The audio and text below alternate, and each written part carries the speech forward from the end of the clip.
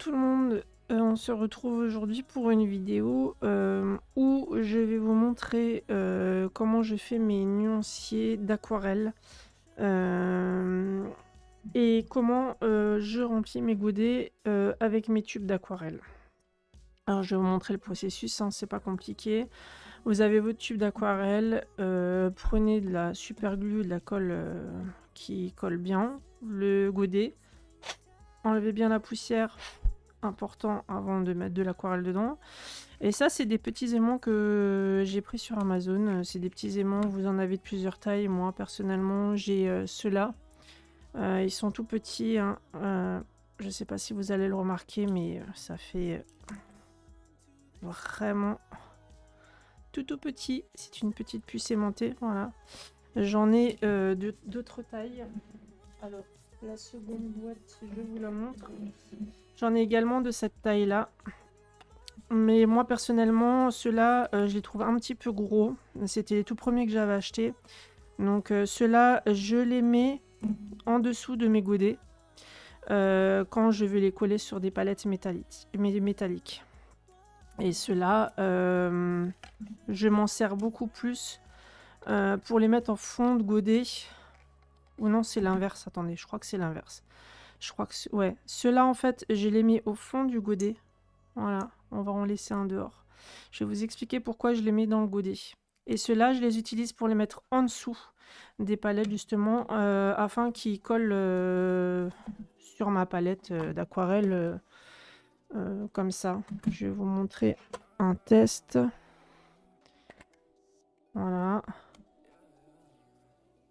Là, j'ai des gros aimants que j'avais achetés au tout début, mais c'est vraiment pour qu'ils soient magnétiques. Vous voyez, je ne les ai pas encore tous faits, donc là, il faudra que je le fasse. Et en fait, le fait que vous puissiez les accrocher comme ça, ça tient. Je l'ai mise où? Je vais voir si je vous trouve une palette où je les ai déjà fait.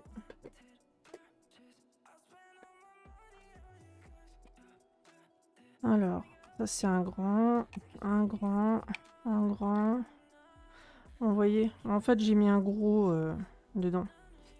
En dessous. Et en fait, je l'ai collé et du coup, ben après, votre palette, voilà, vous pouvez la mettre à l'envers, elle tient. Les godets se barrent pas, ils bougent pas. C'est nickel. Ça, c'était ma méthode d'avant. Donc, il vous faut des petits aimants. Alors, pour faire le test, je vais commencer par le début. Je vais vous montrer pourquoi je mets ça dedans. Prendre une palette vide. Ça, c'est des petites palettes que vous pouvez acheter sur Amazon. Je vous mettrai le lien en barre de description, hein. C'est pas compliqué. Je vais vous montrer. Je vais en mettre un. Là, il y en a deux. Donc, on va en mettre qu'un seul. Alors oui, avec des ongles, c'est pas terrible. En plus, j'ai les ongles, c'est plus des ongles, c'est on dirait qu'ils ont fait la guerre.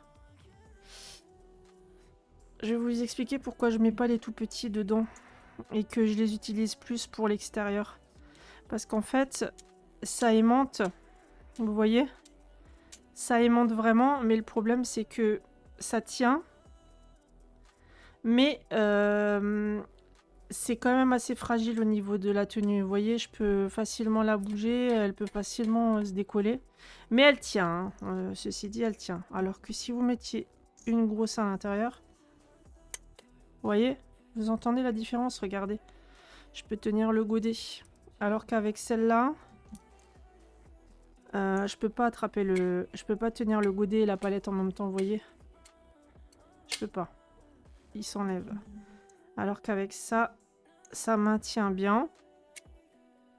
Et ça bouge plus. Alors, je vais vous montrer.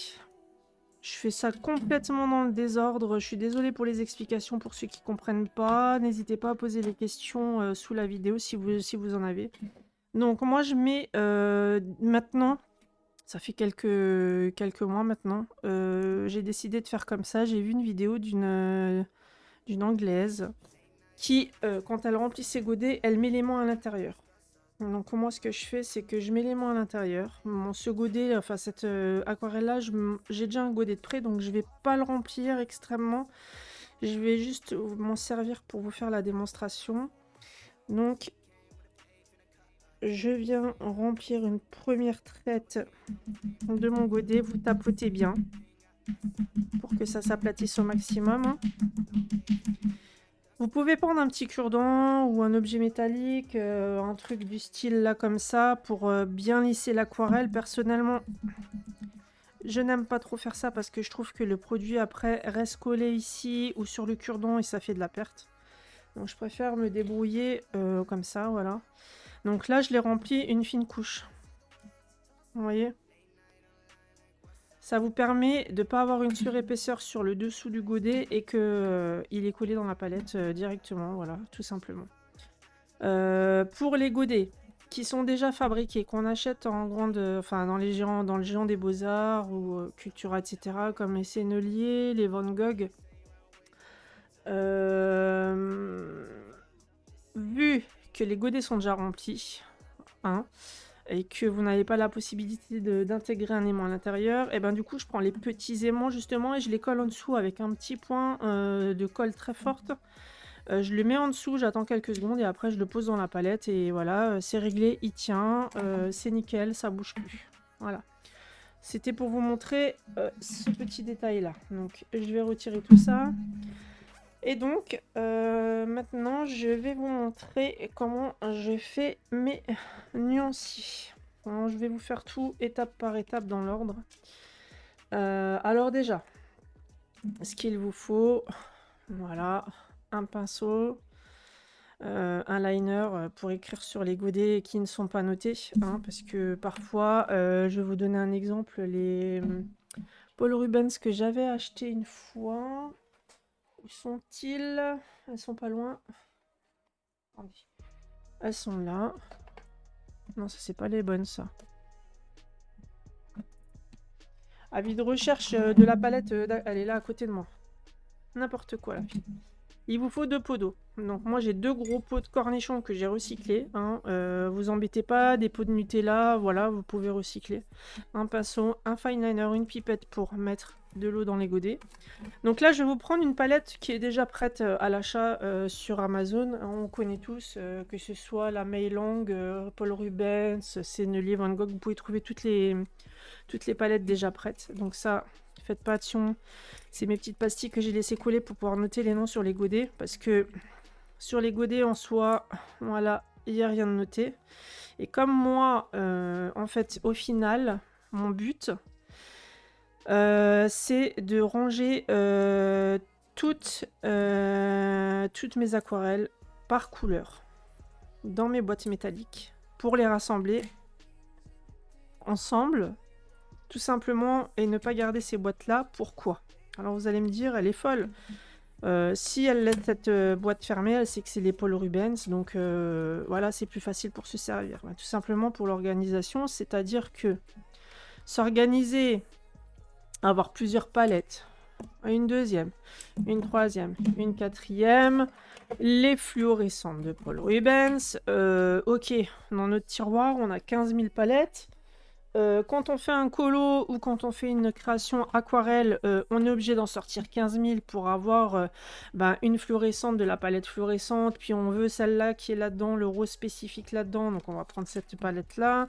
Puis on veut une Cuor de la palette-là. Donc il faut sortir aussi cette palette-là. Bref, on se retrouve avec 15 000 palettes sur le bureau. Et je trouve ça désorganisé et pas forcément évident à utiliser. Et surtout, j'ai remarqué un truc, c'est que du coup, on n'utilise pas toutes nos aquarelles forcément.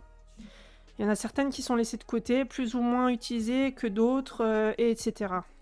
Donc moi, je veux toutes les rassembler dans mes boîtes comme ceci. Et dans mes boîtes comme ceci. Comme dit, je vous mettrai le lien en description en barre d'infos. Rangé par couleur. Sur ces boîtes-là en métal, je vais tout simplement mettre une petite pastille autocollante que j'ai mis sur mes feutres à alcool. Vous voyez, c'est des petites pastilles rondes que vous trouvez aussi sur Amazon. Et je vais tout simplement colorier la pastille de la couleur de la palette. C'est-à-dire que si là-dedans il n'y a que des jaunes, je mettrai une pastille jaune. Je saurai que c'est que les jaunes. Si j'en ai deux de palettes comme ça jaune, ben, je mettrai une deuxième pastille jaune sur l'autre. Ouais, vous voyez le truc. Donc, ce que je vais faire, c'est que là, donc cette palette-là va être complètement désossée, hein. Je vais mettre le nom. C'est bien pour ça que j'ai gardé les étiquettes ici qui me serviront justement à noter que celle-ci, par exemple, c'est la magenta. Vous voyez, ça, c'est les étiquettes du nuancier que j'avais faites. Donc, ça, je me les mets de côté parce que de toute façon, elles vont être utiles pour me repérer à peu près et ne pas me tromper. Donc, là-dessus, j'ai noté et le numéro de l'aquarelle qui sera remise là-dessus. Et ces deux godets là, vous voyez, normalement ils sont rangés ici. Il m'en manque un violet, que j'ai rangé dans ma palette de violet déjà en amont. Le problème est que violet, on a de la chance, on en a qu'un vraiment là-dedans. Donc je vais me repérer facilement. Par contre, les deux là, je sais plus lequel c'est. Je sais plus si c'est celui-là ou si c'est celui-là. Donc je testerai sur le papier pour me repérer. Et par rapport à la petite pastille, je saurai lequel c'est puisqu'il y a le numéro dessus. J'espère que vous comprenez tout ce que je vous explique parce que c'est un peu chinois pour ceux qui ne font pas d'aquarelle ou qui n'ont pas l'habitude de s'organiser au niveau des palettes. Voilà, donc tout ça je garde. Donc celle-ci sera vidée. Et il vous faut... moi j'utilise... j'ai vu ça chez ma copine Val qui a imprimé les étiquettes de Panoramimix qu'elle a sur son site Les Secrets d'Émilie. Pareil, je le mettrai en barre d'infos. Vous avez des étiquettes. Alors, vous avez des étiquettes pour la peinture. Cela, par exemple, ça peut être pour la peinture acrylique, peinture à l'huile, l'aquarelle. Vous pouvez même l'utiliser pour vos crayons. Enfin, vous pouvez faire ce que vous voulez. Bon, alors là, je vais vous expliquer un truc. C'est pas le bon format. D'accord? Moi, j'ai rassemblé sur une feuille A4, j'ai mis deux formats A5. En gros. Normalement, les étiquettes sont plus grandes. Hein. Sur une feuille A4, vous en avez 10 dans ce sens-là. On soit bien d'accord. Donc, les cartes sont doublement plus grandes. Voilà. Ce qui vous donne des petites cartes comme ça, une fois découpées. Voilà. Ça, c'est déjà celle que j'ai faite. J'en ai fait certaines déjà. Comme j'en ai beaucoup à faire. Je vous montrerai le processus au fur et à mesure de ce que je cherche à faire exactement. Donc là, il y en a quelques-unes qui sont déjà swatchées et qui sont déjà découpées.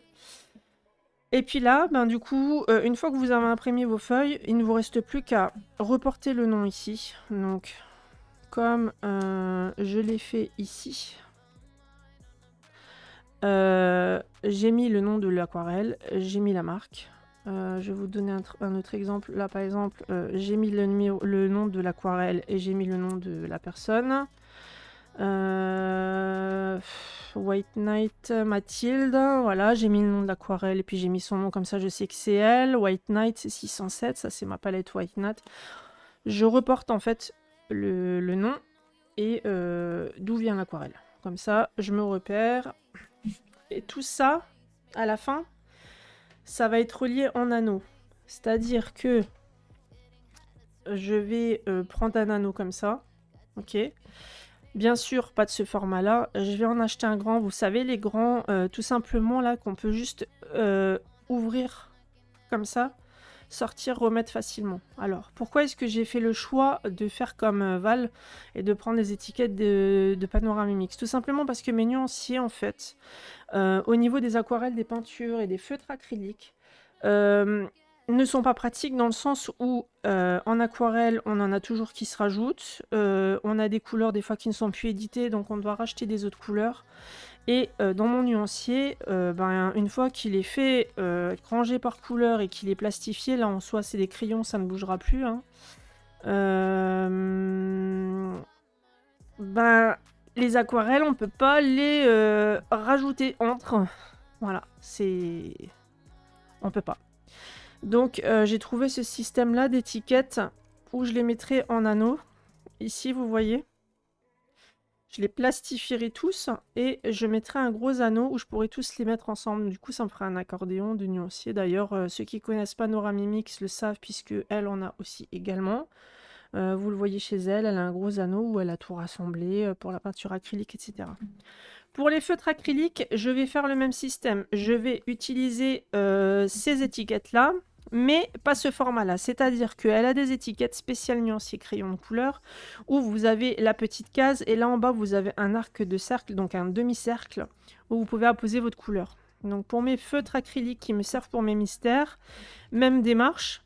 Vu qu'il y en a toujours qui se rajoutent et qu'il y a toujours des gammes ou alors des couleurs que vous voulez en plus pour compléter la gamme, pour avoir vraiment des dégradés au maximum de couleurs disponibles pour pouvoir faire vos coloriages sans réfléchir et où vous avez une panoplie et un panel de couleurs à l'infini.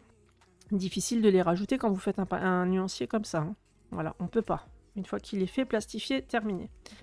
Alors que là, si on prend des étiquettes comme ça, qu'on met sur anneau ou qu'on plastifie, on peut toujours ouvrir l'anneau et la glisser entre, par exemple, j'achète un rouge très très foncé, ou alors j'achète par exemple les Tooly Art pinceau brush et il y a parmi eux un rouge très foncé que je n'ai pas dans les Gangna ou dans les autres gammes RTX que j'avais prises, la boîte RTX, la petite de 36. Eh ben, du coup, je peux ouvrir l'anneau, je le fais, je le plastifie et je le glisse entre les deux rouges des autres marques. Vous voyez, on peut toujours rajouter les pastilles et les couleurs. Donc, je trouve ça super intelligent.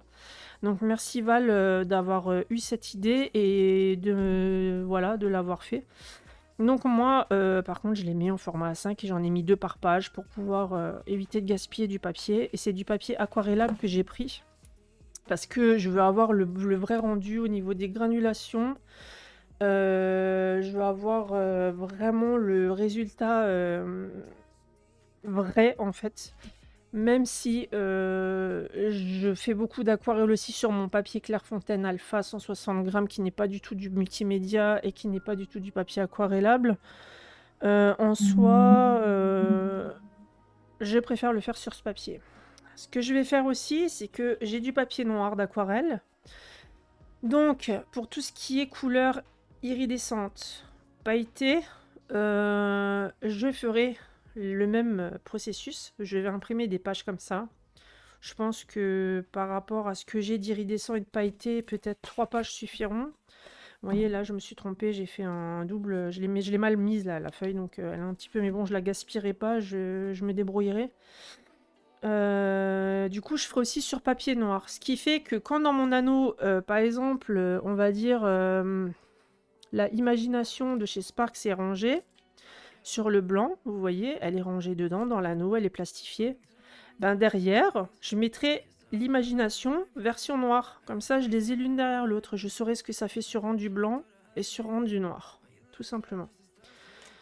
Donc... Je pense que je vous ai tout dit. Je vais en rester là. Au niveau blablatage, je pense que ça c'est déjà largement suffisant. Je vous reprendrai par la suite en voix off si vraiment j'ai des choses à vous expliquer sur la vidéo. Et puis je vous laisse regarder mon processus. Bien sûr, je le mettrai en accéléré parce que je vais pas non plus vous laisser ça pendant 1 heure ou 2 heures, le temps que je le fasse. Je vais certainement pas swatcher toutes mes aquarelles avec vous, mais je vais vous montrer les étapes. Voilà, je vous montrerai ça. Donc du coup, ben, je vous laisse en vitesse réelle puis en x2. Et ben, si jamais vous avez vraiment des questions, surtout n'hésitez pas, hein, vous me les posez en dessous de la vidéo et je vous répondrai avec plaisir. A tout de suite. Donc là, je mouille tout simplement mes godets. Vous savez que quand vous avez de l'aquarelle, il faut mettre une petite goutte avant pour activer l'aquarelle. Ça permet au pigment de se réveiller un petit peu. Donc je vais prendre mon stylo. J'ai bien entendu noter sur toutes les étiquettes qui sont de Panoramimix spécial peinture le nom de l'aquarelle et la marque ou la personne qui l'a faite. Tout simplement.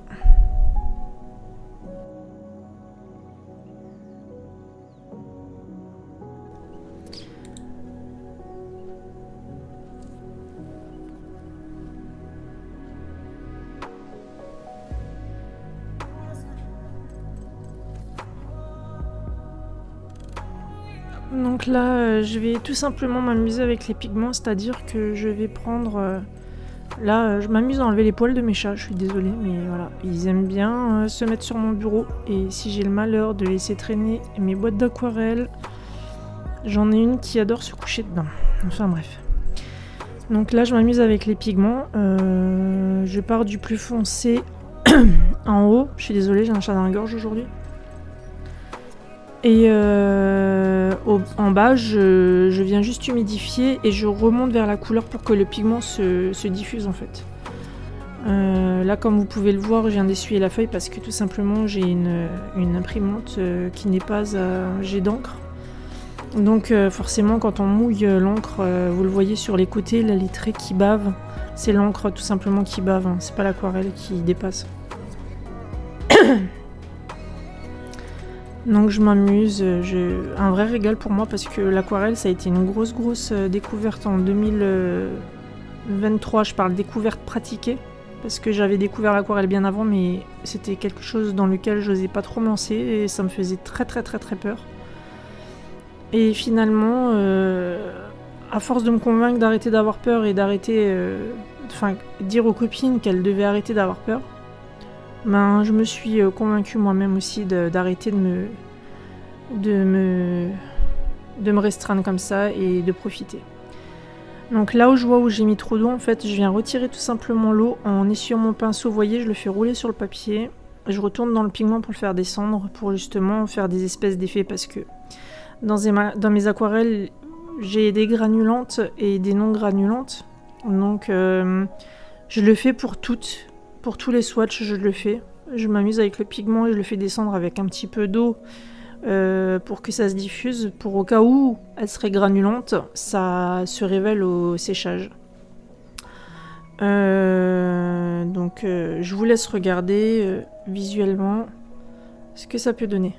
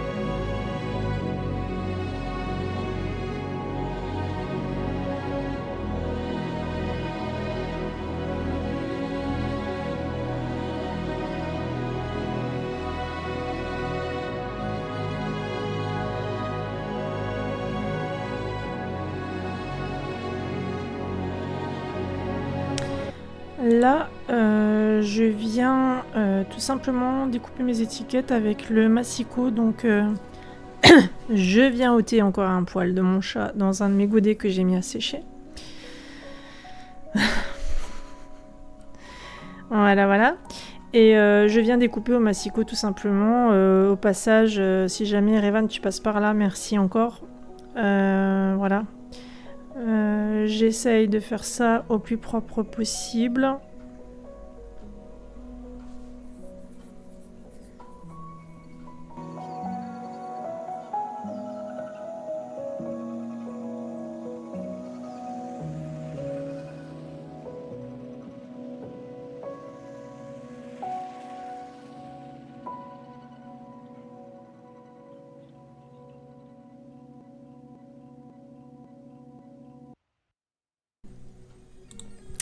Alors là, je vais arrondir tous les bords. Alors là, vous allez me voir avec le ciseau découpé, tout simplement le tour.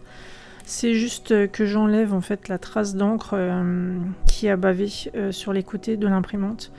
Là, j'arrondis les ongles avec mon petit outil. D'ailleurs, je l'ai acheté à Cultura. Je vais pas... je le rachèterai pas là-bas parce que je m'en suis servi que pour mes nuanciers. Et personnellement, à part la taille 1, le 2 et le 3 ne coupent plus du tout. Et pour aiguiser ce genre de choses, je crois que c'est pas possible. Donc je pense que je ne rachèterai pas celui-ci. Voilà. D'ailleurs, vous allez le voir à la fin de la vidéo qu'une fois plastifié, je vais avoir de la galère. Je vais finir avec les ciseaux. Mais voilà, j'arrondis les ongles. Et vous allez voir tout le long me découper un petit peu les traces de bavure qu'il y a sur le côté.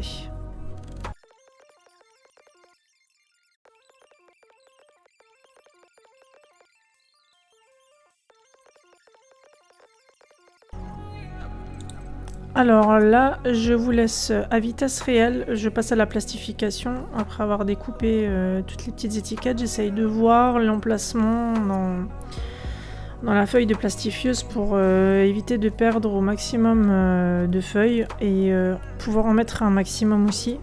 Quitte à découper à la main à la fin, c'est pas grave, mais au moins je perdrai pas de matière. Donc je vous laisse regarder en vitesse réelle. Alors je me suis rendu compte qu'en fait j'ai tout bien placé mes petits papiers, seulement au final vu que je les ai posés sur mon plan de travail du bureau sans mettre un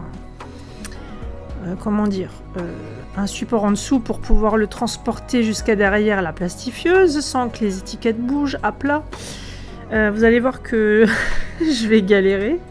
Et finalement, bim, l'ampoule s'est allumée et j'ai compris qu'il fallait que je mette un cahier ou quelque chose en dessous pour pouvoir laisser les étiquettes immobiles pour pouvoir me déplacer de mon bureau à l'arrière de la plastifieuse. Je vous laisse observer cette idée lumineuse qui m'est venue par la suite.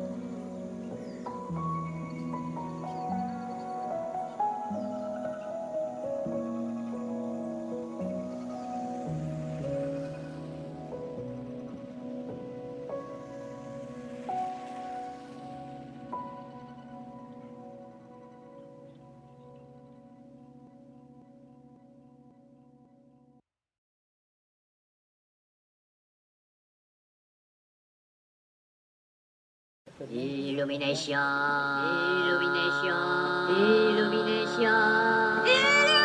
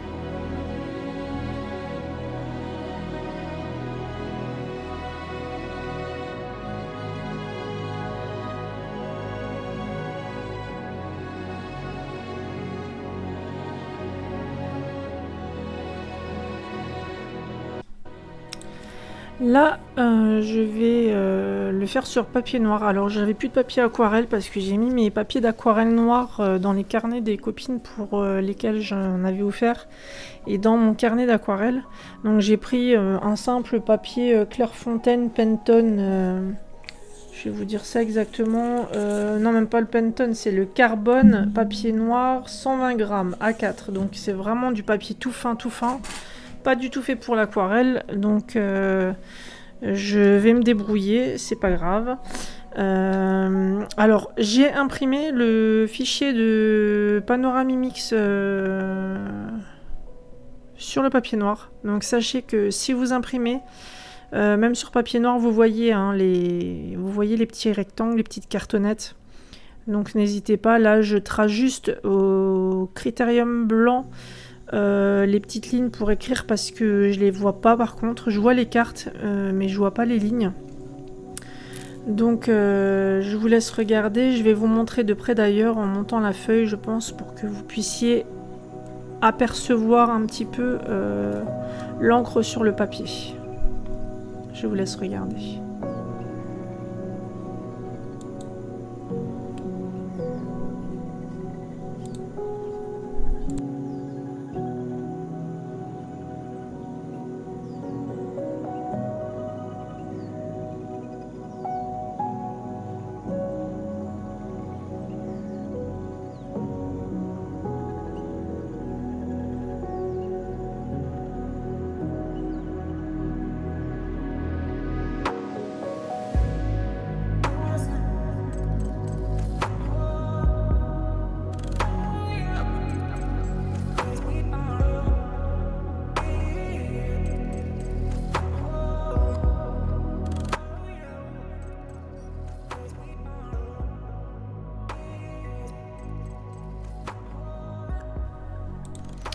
Là, vous allez voir, je vous montre un peu de près l'encre. Vous voyez, avec mon critérium, on voit les cartes, on voit l'encre de l'imprimante. Hein. C'est assez difficile à l'écran de voir, mais en réel, on voit vraiment bien.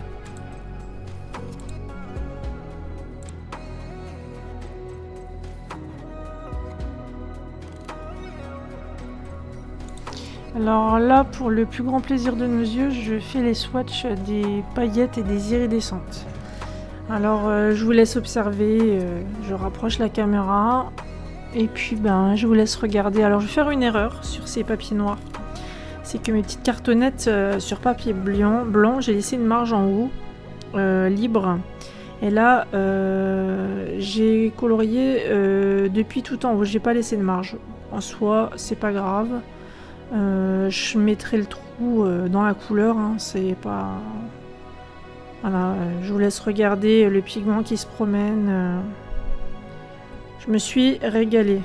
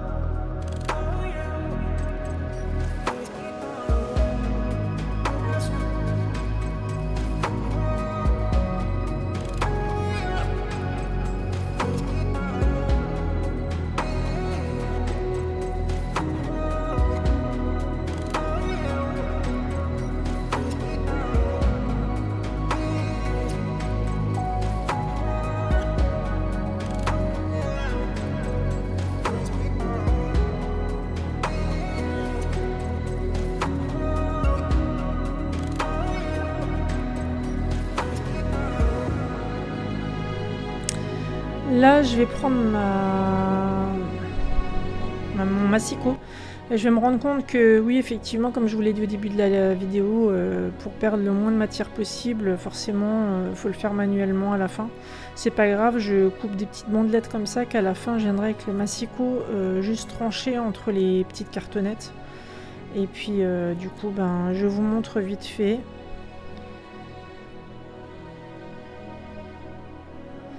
Je vous mettrai bien entendu à la fin du nuancier, quand j'aurai fait les swatchs de toutes mes aquarelles que je possède et que je les aurai mis en anneau, je vous mettrai un post sur Instagram justement. Donc là, je viens découper de nouveau les bords de ma feuille plastique et vous voyez bien, ça fonctionne pas, la machine. Elle est cassée, donc je fais tout manuellement. Donc je vais vous en faire juste quelques-uns pour les mettre en anneau, juste pour vous montrer un petit peu le résultat, pas final mais quasiment. Donc je vous mettrai ça en post sur Instagram, vous inquiétez pas, je vous mettrai un réel avec le lien de la vidéo ci-dessous. Comme ça les gens qui ne l'auront pas vu pourront regarder comment j'ai procédé. J'espère que cette vidéo vous aura plu et puis ben, je vous laisse sur la fin visionner le reste. À une prochaine vidéo.